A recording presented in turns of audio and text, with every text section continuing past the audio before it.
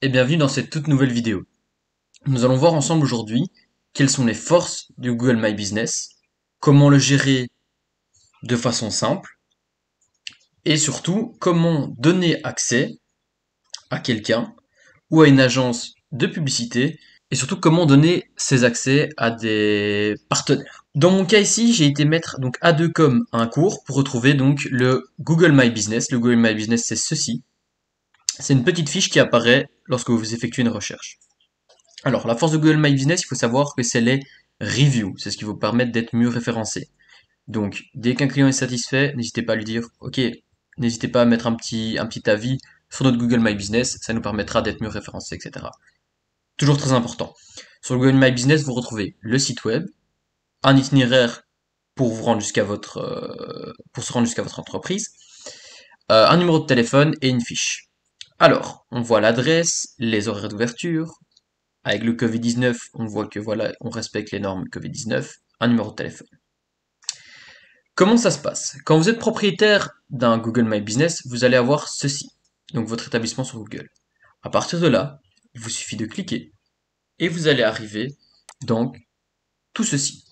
Informations sur le client, horaire d'ouverture, site web, rendez-vous, etc. Vous pouvez ajouter une photo. Vous pouvez également, ici en bas, vous retrouvez ici en bas, vous retrouvez les différentes publications que nous avons mises sur le Google My Business. Et quand on clique dessus, j'étais un peu trop vite, mais quand on clique ici dessus, si vous cliquez sur en savoir plus, vous tombez directement sur le site d'Adecom et l'article en question. L'avantage, c'est ce qui va permettre en fait de conserver vos utilisateurs du Google My Business, de les amener sur votre site et de permettre sur votre site d'effectuer des conversions, que ce soit un formulaire de contact ou une demande de rendez-vous par exemple. Donc voilà, vous pouvez donc aller voir également, vous pouvez poser des questions sur le Google My Business. Ok. Donc voilà. Vous allez avoir aussi, je vais mettre un petit lien dans la bio de la vidéo pour justement gérer les établissements. Ici, comme on en a plusieurs, je vais prendre celui-ci. Voilà. Ici, on est dans le Google My Business d'Adecom, dans les paramètres. Donc ici, vous allez pouvoir gérer vos différents postes.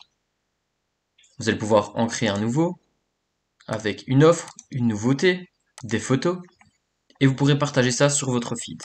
Vous avez les différentes infos de votre entreprise, donc vous allez avoir vos horaires d'ouverture, l'adresse, vous allez avoir la spécialité de l'entreprise, le nom de l'entreprise aussi, le numéro de téléphone, le site web, et j'en passe. Vous pouvez également relier votre boutique au Google My Business. C'est-à-dire que si quelqu'un effectue une recherche collier topaz, il met une ville et il tombe sur votre fiche My Business, vous avez la possibilité de associer vos produits à cette fiche. C'est toujours utile. Vous allez aussi avoir toutes les statistiques. Vous allez également avoir les statistiques, ce qui va vous permettre de voir d'où viennent vos utilisateurs. Est-ce que ce sont des découvertes? Est-ce que c'est des recherches directes? Et vice versa. Vous pouvez changer, par exemple, au lieu de mettre OK, je veux pas en un mois, je veux en un trimestre.